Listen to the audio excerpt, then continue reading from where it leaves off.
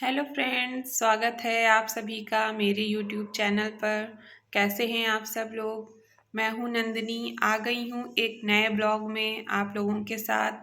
और ये ब्लॉग 2-3 दिन बाद आया है।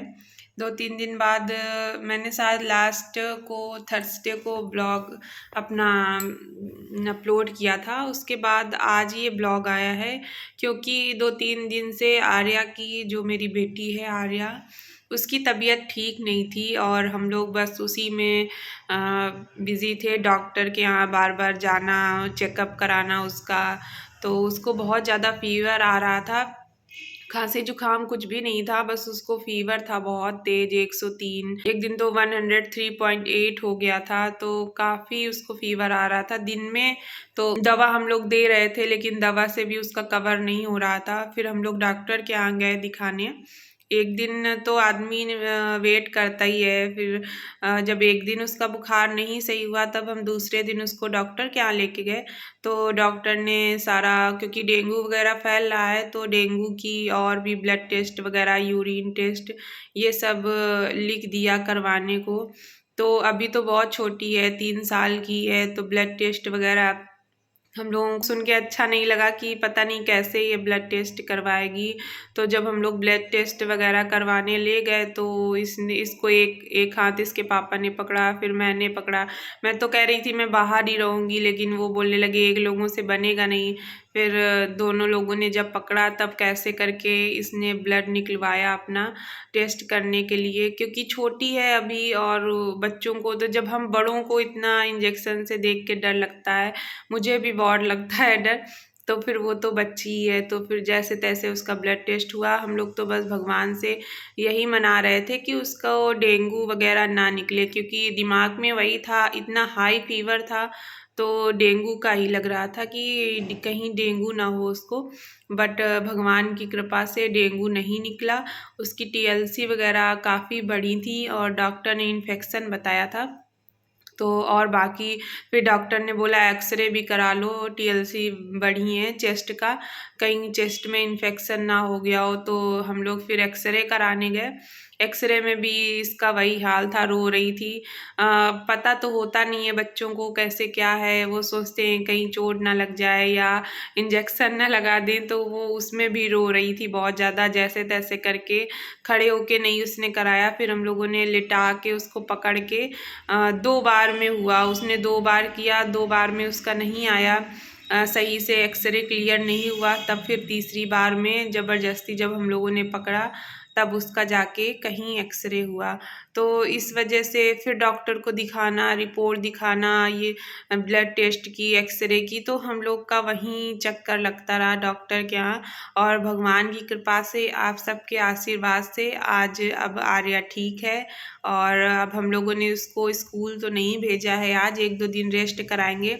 क्योंकि जब से वो स्कूल जा रही है तब से ही उसको हर 10-15 दिन में फीवर, जुकाम, खांसी हो जा रही है। तो सोचा, क्योंकि बच्चे तरह तरह के आते हैं और इन्फेक्शन वगैरह हो जाता है एक दूसरे से। बच्चों को हाथ तो धोते नहीं है, वही मुंह में डालते हैं हाथ, सब जगह छूते हैं। इसलिए हम लोगों ने सोचा कि 1-2 दिन रेस्ट करा के फिर ही स्कूल भेजेंगे। तो आर्या, और उसने कुछ भी खाया नहीं दोस्तों, 2-3 दिन से काफ़ी वीक हो गई है ना। इवन उसने बिस्किट और कुरकुरे उसे इतना पसंद थे वो भी नहीं खा रही थी। तो जैसे तैसे हम लोगों ने, हमारे 2-3 दिन बहुत ही ख़राब गए और बहुत ज़्यादा ख़राब बीते हमारे ये 2 से 3 दिन। बस हम भगवान से यही प्रार्थना कर रहे थे कि आर्या कितनी जल्दी सही हो जाए और फिर से वैसे ही हंसती खेलती खेलने लगे घर में। ऐसे बच्चे बीमार लेटते हैं तो अच्छा नहीं लगता है बिल्कुल भी। तो मैंने सोचा आप लोगों के साथ भी ये बात मैं शेयर कर दूं कि मैंने क्यों 2-3 दिन ब्लॉग अपलोड नहीं किया है। इसी कारण से मैंने नहीं किया क्योंकि मैं पूरा टाइम बस आर्या को ही देख रही थी। मन ही नहीं लग रहा था, उसको फीवर आ जाता था। दिन में तो कम रहता था, रात में बहुत ज़्यादा हाई फीवर। हम लोग पट्टी वगैरह रखते थे उसके, रात रात हम लोगों की ऐसे ही निकल जाती थी पट्टी रखते रखते। तो ऐसे कुछ रहा। बट अब सही है वो, और अब अच्छा रिकवर भी कर रही है। आज हम लोगों को फिर से रात में डॉक्टर के पास दिखाने जाना है और उसका फ़ीवर भी अब 2 दिन से, कल रात से तो बिल्कुल भी नहीं आया। तो आप लोगों का अपना प्यार आशीर्वाद ऐसे ही बनाए रखिएगा। और जो लोग वीडियो में नए हैं, प्लीज़ चैनल को सब्सक्राइब कर लें, वीडियो लाइक करें, कमेंट करें। Thank you. मैं अब छोटी सी रेसिपी इसमें ऐड कर दूंगी, क्योंकि ब्लॉग बहुत ज़्यादा बड़ा हो जाएगा, इसलिए अब मैं ये रेसिपी के साथ अपने ब्लॉग को एंड करूंगी। Thank you so much watching my video. लिए बनाते हैं आज हॉट एंड सोर सूप, जिसके लिए मैंने छोटे छोटे बिल्कुल शिमला मिर्च काट लिए हैं, 1 शिमला मिर्च और 2 बड़े प्याज बिल्कुल छोटा छोटा बारीक, और 1 खीरा बिल्कुल बारीक काट लिया है, अदरक का 1 टुकड़ा और 4 हरी मिर्च बिल्कुल छोटी छोटी काट के, और थोड़ी सी मैंने गोभी बिल्कुल थोड़ी सी काट के रखी है। सारा कुछ फाइन आपको चॉप कर लेना है। देन इसके बाद हम ये नौर का हॉट एंड सोर वेजिटेबल सूप यूज़ करेंगे। आपको दुकान में आसानी से मिल जाएगा। फिर एक पैन हम रखना है और उसमें तेल गरम करना है, और हमारी सारी कटी हुई सब्जियां बारी-बारी इसमें हल्का फ्राई करनी है। तो पहले मैंने प्याज डाला, फिर मैंने हरी मिर्च डाल दिया, फिर शिमला मिर्च डाला, फिर गोभी एंड फिर खीरा। तो ये आपको पकानी नहीं है बहुत ज़्यादा, ये आपको बिल्कुल हल्की-हल्की जैसे भाप में हल्की-सी पक जाएँ, फिर उसके बाद हमें इसमें पानी ऐड कर देना है। पानी आप जितना पतला पिएँ, जितना गाढ़ा पिएँ।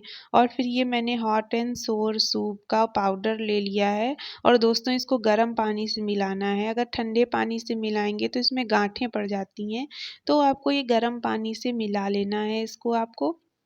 अच्छी तरीके मिक्स करके फिर हमको उसी जिसमें हमारी सारी वेजिटेबल्स थी, उसी पानी में ये भी मसाला ऐड कर देना है। तो इससे एक गाढ़ापन आ जाता है और टेस्ट आ जाता है, और अपने टेस्ट के अनुसार हमें नमक ऐड कर लेना है, और अगर ज़्यादा तीखा खाते हैं तो हल्की-सी लाल मिर्च ऐड कर लेना है। बस थोड़ा-सा पकाना है 1 बॉयल, और ये हमारा सूप देखिए कितना ऑसम सूप बन के रेडी है, और आप इसको 2 मिनट में बना सकते